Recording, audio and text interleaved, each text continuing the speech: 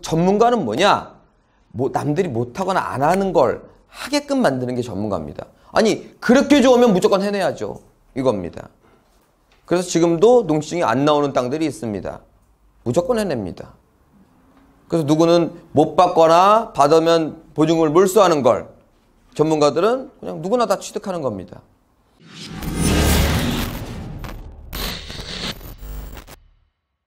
자, 이제 같이 한번 해볼까요?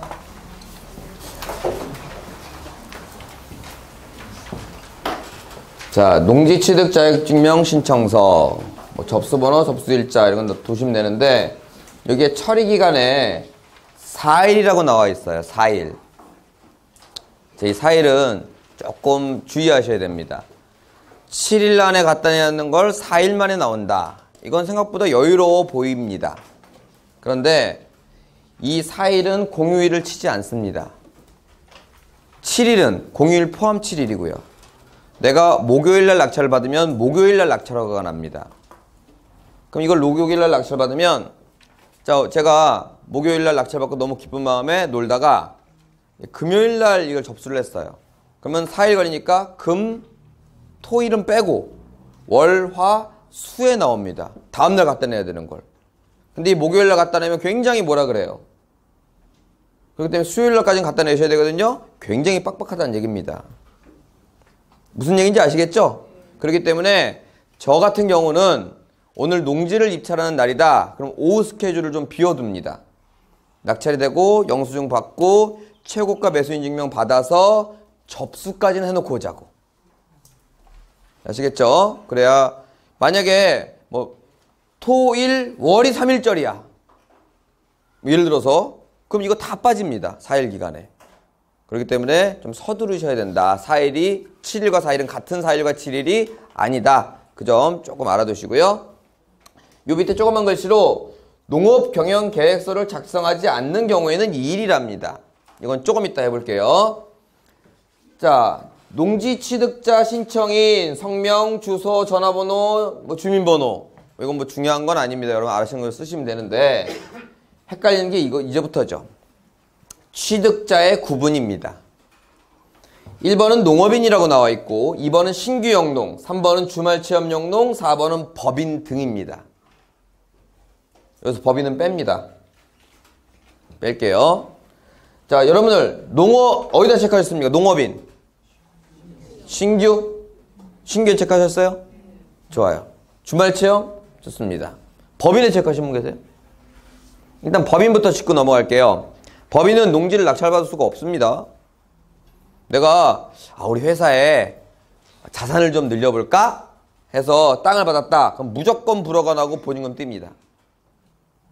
왜 써놨어 이거? 자, 영농법인은 가능합니다.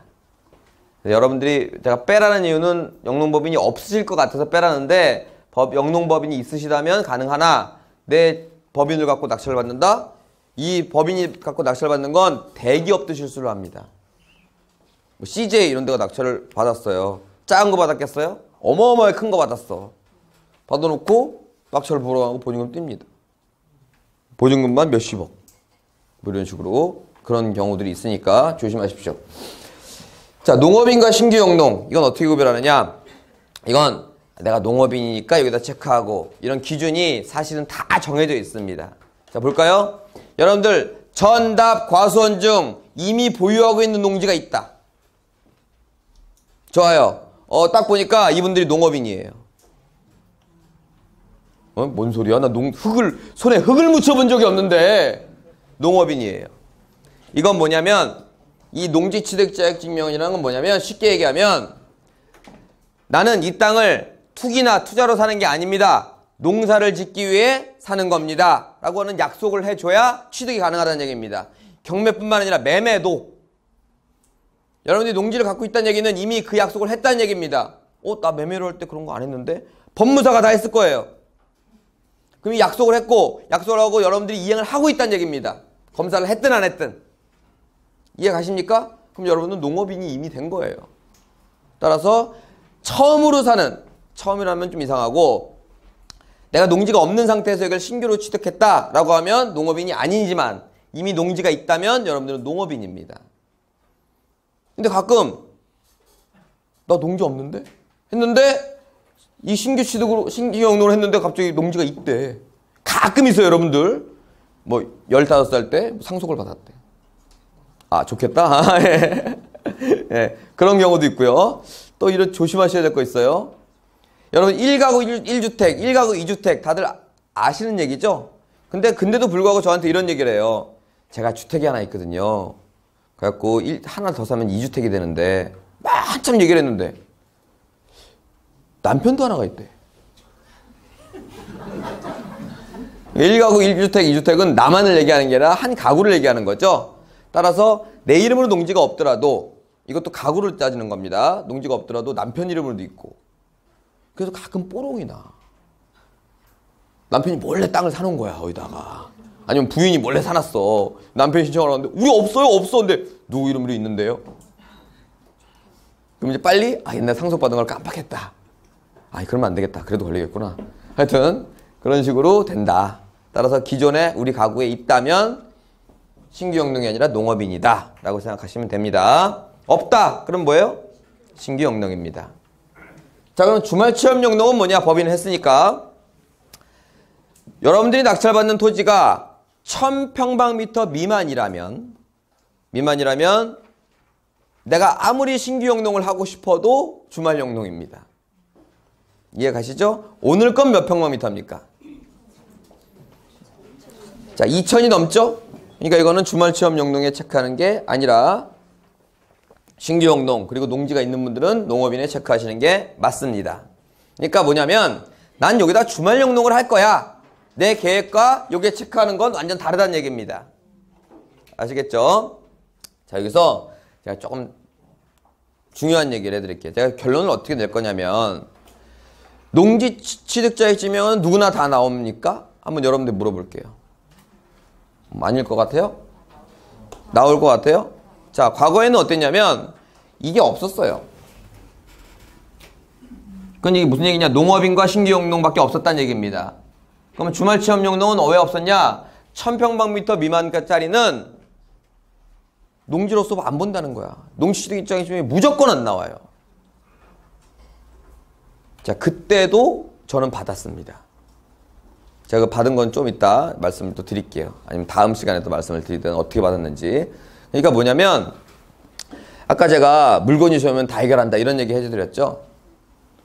저한테 이래 단답형으로 물어봅니다. 이거 인수돼요? 말소돼요? 인수돼요? 말소돼요? 이렇게 단답형으로 물어보는데 내가 이거 너무 하고 싶은데 이것 때문에 못해요. 그러면 전문가는 뭐냐? 남들이 못하거나 안 하는 걸 하게끔 만드는 게 전문가입니다. 아니 그렇게 좋으면 무조건 해내야죠. 이겁니다. 그래서 지금도 농지증이 안 나오는 땅들이 있습니다. 무조건 해냅니다. 그래서 누구는 못 받거나 받으면 보증금을 몰수하는 걸 전문가들은 그냥 누구나 다 취득하는 겁니다. 좀 이따 말씀드리는데 자, 여기서 이제 면적 기준은 1000평방미터 미만. 아시겠죠? 내려볼게요. 내려볼 필요 없겠구나. 바로 가면 되겠구나. 자, 소재지 농지 취득 표시해갖고 여러분들 낙찰받은 농지 지목이랑 지번 쓰시면 되고 면적까지. 여기서 또 헷갈립니다. 농업진흥구역, 진흥지역팍, 영농여건, 분리농지라고 나옵니다. 여기서는 여러분들은 경매지에 익숙하시니까 경매지로 갑니다. 어디에 그런 말이 나오냐면 사진 밑에 구독점 기준입니다. 사진 밑에 매각토지 건물 현황에 이 지번 옆에 여기 잔뜩 나와 있는 거 있죠. 여기에 뭐만 찾으면 되냐? 농업 진흥구역만 찾으시면 돼요.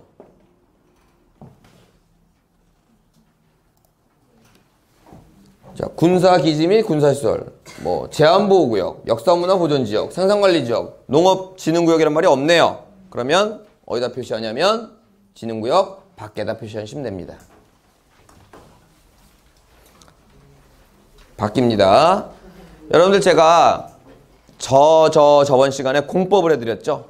도시지역, 관리지역, 농림지역, 자연환경보존지역을 하면서 농림지역에는 농업진흥구역과 농업보호구역이 있다 말씀드렸습니다. 진흥구역 안에는 진흥구역과 보호구역이 있습니다. 이게 표시가 되어 있다면 이걸 분리해서 표시를 하는데 여러분들은 아마도 대부분 여기다 표시하실 겁니다. 그 이유가 있습니다. 제가 그때 어떻게 결론을 내드렸냐면 대로변, 큰 대로변에 말입니다. 거기다 건물 짓고 식당하고 상가하면 너무 좋은 땅인데도 불구하고 그냥 놀리는 땅이 있더라. 그건 그 소유자가 뭐 여유로워서 놀리는 게 아니라 거기다가 상가니 뭐 식당이 지을 수가 없는 것들이 뭐다? 요거다. 이랬습니다. 그래서 어떤 예까지 들어드렸냐면 원당에서 이렇게 삼송으로 넘어가는 그 라인 있죠? 그 라인의 큰 길에 붙은 비닐하우스, 뭐 난이라든가 뭐 분재라든가 다육식물이라든가 이런 것들이 쭉 있는 데가 있어요. 이제 부동산을 이제 슬슬 알기 시작하면 야, 저 비싼 땅에다가 왜 저런 비닐하우스 갖고 저걸 하냐? 건물을 짓지. 근데 그거밖에 안 돼. 농사밖에 안 됩니다. 그래서 어떤 동네가 막 집가가 올라가면 아무것도 안 되거나 이거밖에 안 되는 동네들은 안 오르는 건 아닙니다. 똑같이 시작해요. 뭐랑 박기랑. 그래서 이렇게 올라갑니다. 이게 뭐? 요건 뭐?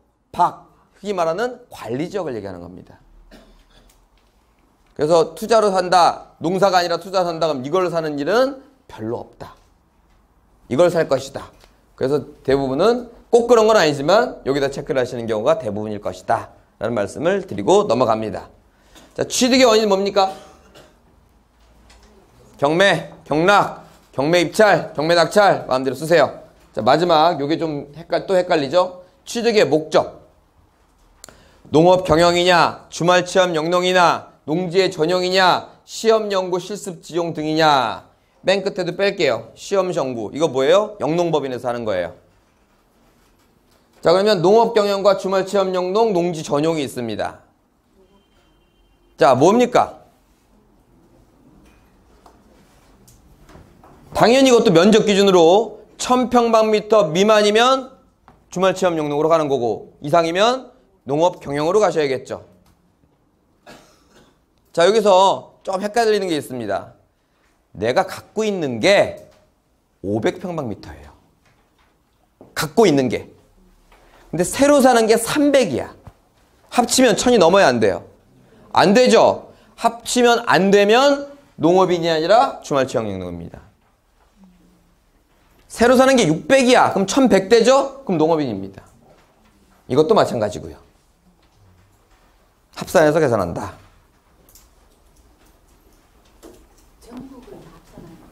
아, 그렇죠. 외국은 안 해요. 대한민국만. 네. 자, 제가 좀 재미없는 얘기 해드릴게. 요즘에는 담당자들을 만나면 이거 어떻게 써요? 그러면 대체로 잘 알려줘요. 근데 그래서 그냥 잘 기억이 안 났는데 거길 갔다. 그러면 이제 물어보세요. 그럼 친절하게 잘 알려주는데 100에 1명. 100에 1명 이상한 분 담당자가 있습니다. 제가 체험한 걸 그대로 말씀드리면 초보 때 이건 두 가지 경험했던 걸 합쳐서 얘기할게요. 땅을 하나 샀는데 뭐 예를 들어서 내가 서울이라면 저기 부산에 산 거야. 담당자를 만났더니만 농사를 짓겠다고 썼더니만 아니 서울에서 부산을 어떻게 집니까? 이러는 거예요. 근데 옛날에는 그 거리 제한도 있었어요. 농증이 안 나왔다고. 근데 지금은 다 나와요. 면적이 작은 것도 나오고 거리가 먼 것도 나오고 여러분의 직업과 관계없고 소득과 관계없어요. 다 나옵니다. 그런데 그 담당자가 이런저런 얘기를 하면서 나랑 대화하고 꼭 뒤로 돌아가면서 딴 얘기를 해. 농사 지시겠다고요? 네.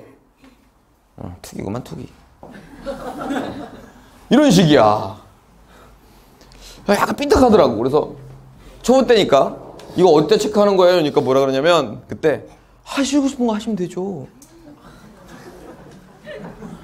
난 그때 너무 순진해서 아 내가 뭘 체크하든 나오나 보다 이랬어요. 그래서 계속 물어봐. 나중엔 그럼 지금 농사 지는데 나중엔 뭐 하시려고요? 계속 농사 지실 거예요? 그러니까 나도 넘어갔지. 아, 그건 아니고 그냥 나중에는 돼지 같은 걸로 바꿔서 집도 짓고 아니면 집주 사람한테 팔고 막 그렇군. 역시나 투기구만. 막 있는데 근데 그날 왜 또 그랬냐면 무슨 걸기 대회 같은 걸 했어요. 면사무소에서. 담당자가 없는 거야. 막 밖에서 이게 축제처럼 하고 있어요. 굳이 내가 왔으니까 민원인 처리해줘야 될 거 아니에요? 술을 먹고 왔더라고. 약간 더 과격했던 것 같아. 근데 이게 이 농지의 전용이란 말이 뭐냐면 농지를 대지 같은 걸로 바꾼다는 얘기예요. 근데 뭐라 그랬어요? 하고 싶은 거 하라 그랬잖아. 그래서 내가 여기를 체크했다? 여기 해도 돼요? 그러니까 꼼꼼히 물어봤지. 나도 초보니까. 해도 되니까 마음대로 하라니까요? 그래갖고 사유를 갔더니만 안 나왔어. 이게 어떻게 된 겁니까? 그러니까 여기다 체크하셨잖아요. 신규 취득은 여기가 안 됩니다. 둘 중에 하나 하셔야지. 그때서야 알려주는 거야. 얼마나 뿔딱지가 나는지. 옛날에 법원이 다 그랬어. 옛날에 법원 정말 불친절했습니다. 진짜. 검찰은 더하지만. 요거 신규 취득은 요거 2개. 지금 예를 들어드린 거예요. 그리고 여러분들이 그 100에 1명, 1000에 1명 그런 사람들을 만날 수 있기 때문에 이 작성 요령을 배우는 겁니다. 따라서 이게 바로 다음 주에 아니면 한 달 후에 하면 다 기억이 나실 거야. 근데 뭐 매번 농지만 들어가는 게 아니라 뭐 딴 것도 들어갈 수 있으니까 뭐 몇 달 후에 되면 또 기억이 안 나요. 그러면 기억이 안 나면 제일 좋은 건 뭐예요? 한번 들렸다 가세요. 우리 저한테 학원에. 연필로 따다닥 해드릴 테니까 그거 똑같이 쓰시면 돼요. 저한테 못 들렸다. 담당자 만나면 말잖아. 이상한 사람인지 아닌지. 이상한 사람이 극히 드무니까 만나셔갖고 물어보시고 쓰시면 됩니다. 자, 여기에 이제 농지취득자격증명서예요. 자, 근데 주의사항이 있어요. 내가 이미 농지를 갖고 있는, 제일 많이 하는 질문. 내가 농지를 이미 갖고 있는데 또 농지증을 써야 됩니까? 내가 농사를 꾸준히 짓고 있어서 농지원부라는 것도 있는데 농지증 써야 됩니까? 당연히 써야 됩니다. 취득하는 족족 써야 돼요, 각각. 자, 1분단과 2분단이 공동으로 이걸 받았어요. 3분단까지 해야 되겠다. 1, 2, 3이 부부, 자식까지 하고 3명에서 공동 임차를 했어요, 이거를. 그러면 한 사람당 면적이 1000이 안 되죠? 그죠? 일단 이거부터 하셔야 돼. 3개를 쓰셔야 돼요. 번지가 하나니까 하나만 쓰시는 게 아니라 각각 쓰셔야 되고, 각각은 1000이 안 되죠? 그러면 여긴 다 주물취업용농입니다. 전체 면적이 2000이니까 신규 용농이나 농업이나 쓰는 게 아니라 자기가 갖고 가는 거. 그래서 우리 학원에서 하는 건 다 뭐다?